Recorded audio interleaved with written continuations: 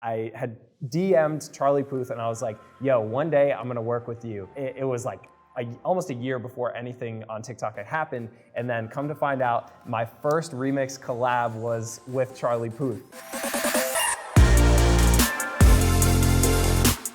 Hey friends, it's your girl, Emily Curl, back in our iHeartRadio studio. And today we're hanging out with Jake. Let's give it up. What's up, y'all? Woo. So good to be in person. The last time was over Zoom, which we got to know you a little bit, but how does it feel to be back, be in our iHeart offices? It's crazy because everything happened over quarantine, so this is my first time really like getting out and stuff. It's amazing. Oh my God, is it a crazy transition for you to go from, making your own music, like in your room to... Yeah, now like being able to meet all the different people that I met over Zoom, like you, like this is so dope to actually be in person for Oh the my first God, time. I love that. Now you're here in New York, we're obviously in New York right now. As you're walking the streets, have you met some fans from TikTok, from socials? Like, have they stopped you? So I've only been here for a day, so I haven't really been out and about much, but yeah, it's been cool. Like we've been traveling all around, just getting to meet different radio stations, all that great stuff. It's been a lot of fun. It's so fun. Well, we're gonna get to know you a little bit better. So we're playing our game today called 15 First. So I have 15 different scenarios that talked about the first time you experienced them. So we're gonna go through 15. Are you ready, Jake? I'm ready. All right, here we go. Number 1, when was the first time you sang in front of people? Ooh, I was probably 3 years old in church because my dad's a pastor, my mom's a music teacher, and they had me up there on stage from a really young age. 3? Yeah. Do you remember what song you sang? Was it a hymn? It was probably Jesus Loves Me, This I Know, the simple one. You know the church erupted. Yes. All right, number 2. What about the first time you spelled Jake without an A? Because it's JVKE. I did used to mess around. Everybody messed around with their signature when they're younger. So I think early on I had messed around with like upside down letters and stuff like that. But yeah, probably in elementary school. When did it stick? When were you like, okay, this is going to be my artist name? So everybody pretty much knew me from TikTok as Jake. So we wanted to come up with something that was memorable so that everybody knew who I was. So we just went with JVKE. Nice. Okay. Question 3. What about the first concert you attended?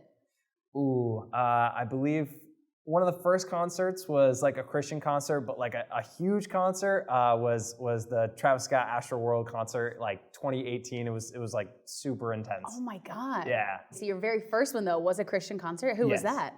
I can't remember. Okay, honestly. so it was way back. Yeah. How was that Astroworld? Like, how was that? Intense. Like they had the roller coasters literally as a part of the set.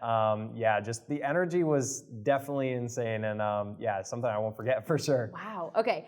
Number 4. Who was your first celeb crush? Ooh, yeah, I would have to go with Victoria Justice from Victorious, the Nickelodeon show. Yeah, definitely. She did the music, all that good stuff. Wait, and Victoria's releasing music. Could we ever do a collab at this point? Yeah, I would love to. She should definitely hit me up. I love that. What about your first job? Question 5. My first job was teaching piano lessons.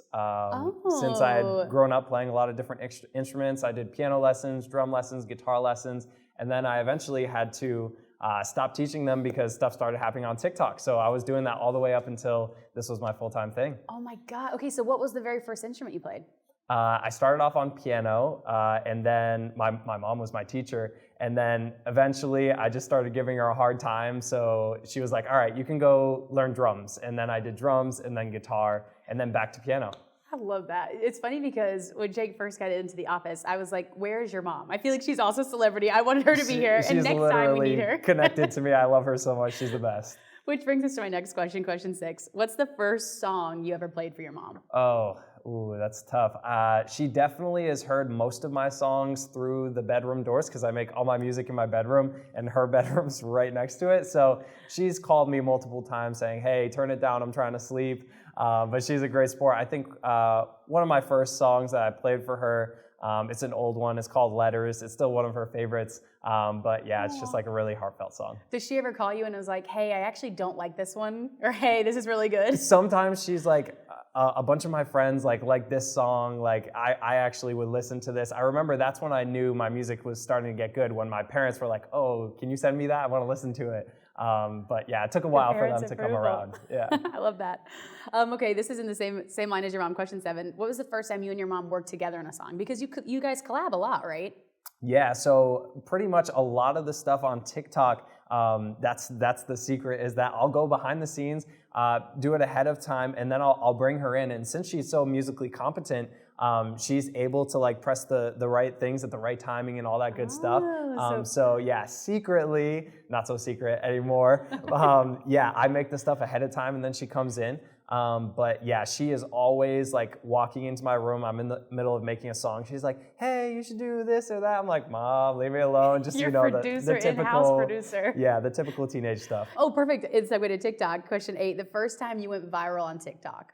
Yeah, it was right at the beginning of quarantine. I just had a little extra time, and I always had this idea, you know, to have my mom look like she made a beat on the spot, when in actuality I made it like for 6 hours beforehand and just like got it all. And so yeah, I put it up and it just went crazy, like 15 million views. I was like, okay, this is different for sure. Did that feel like a change, like a catalyst moment for you, or were you at the time were you just like, wow, this is cool, or did you know like, okay, this is going to be something for me? Yeah, so we did it once, and then we posted like 2 or 3 more, and they all just kept getting more views. And at that point, I was just like, okay, how can I use this to, you know, push this into another place and open up more doors for myself? And so really that's what opened up the door for me to release my own music. So shout out to my mom. Okay, what about question 9, the first time you got your first real artist paycheck?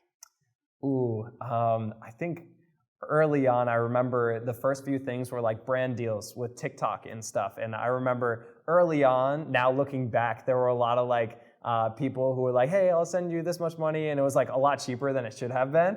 But then once I started hearing like, hey, I got my manager, and he was like, no, you should be charging like more than that. And so, yeah, my first paycheck, it was like, wait, I can actually make money off of like TikToks and all that sort of stuff. So yeah, that was like my first real check. I'm curious, what advice would you give to other artists that are maybe starting out in the same way you did, that are sort of on that cusp of, okay, can I make this a career? Can I make this my life? Yeah, no, the biggest piece of advice I can give is to use whatever you have, whatever ways you can organically grow, and specifically right now, TikTok, Instagram Reels, YouTube Shorts, all that sort of stuff. You can use all of that, and right now it's really easy to grow organically. You just got to put in the work. And so I tell everyone, like, get on TikTok, get on IG Reels, start posting stuff. What about question 10, the first time you slid into celebrities' DMs?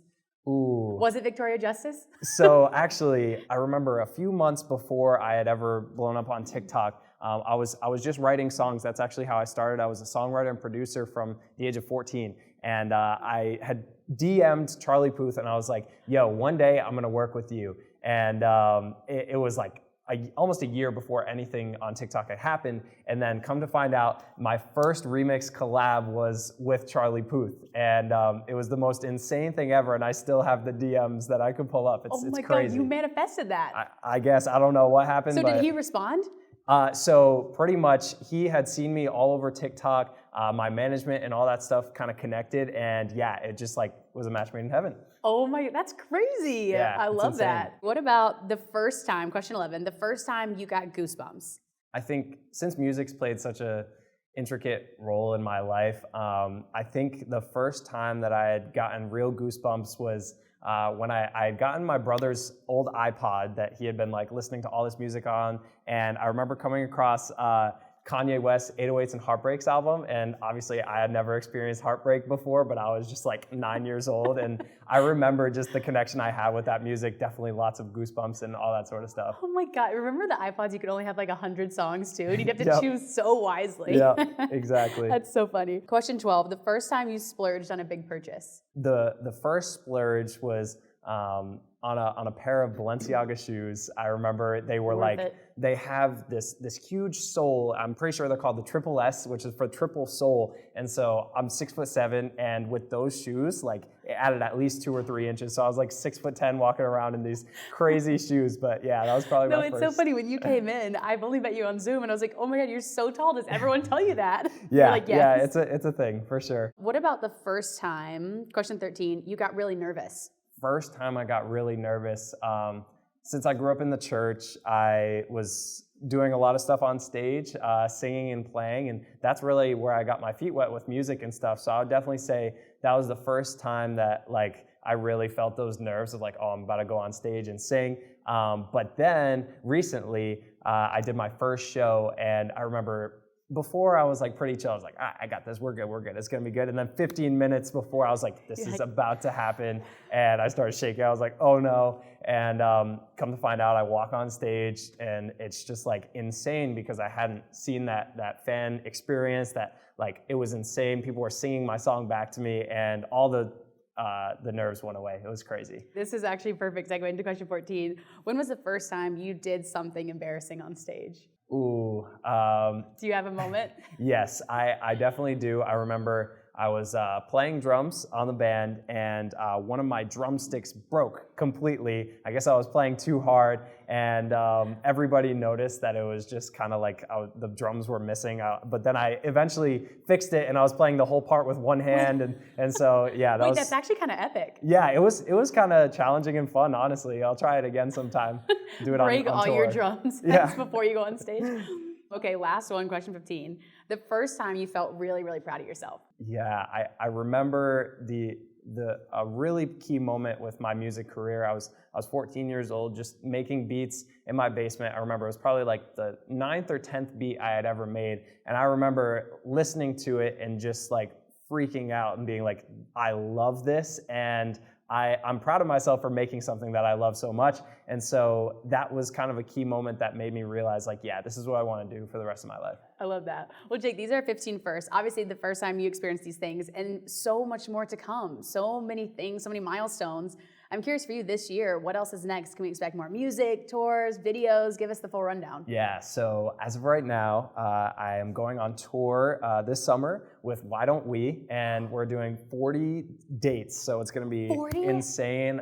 Yeah, it's a first for me. I'm super excited. I love them. Can't wait to go on the road with them. But other than that, I'm planning on releasing an album right before I go on tour. And yeah, some of this music, like I said, I've been making it for so long, and now I just went through and picked the ones that I would love to release. So some of these songs are a little bit older, but yeah, got an album coming. Because this would be your debut album, right? Yes, oh yes, my it God. will. And I feel like that's such a good way to intro who you are as an artist. So of course you want to go through your whole catalog. Yeah, totally. Oh my God, well, we're so excited for you, Jake. Thank you so much for being here in person. Yeah, so good to see you. Let's give it up one more time for Jake.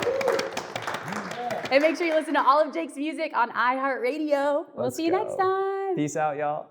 Hey guys, thanks so much for watching. Did you like that video? You can check out more over here. And don't forget to subscribe to iHeart right here. And if you're already a longtime fan, make sure you ring the bell down below so you don't miss a single video. Bye guys.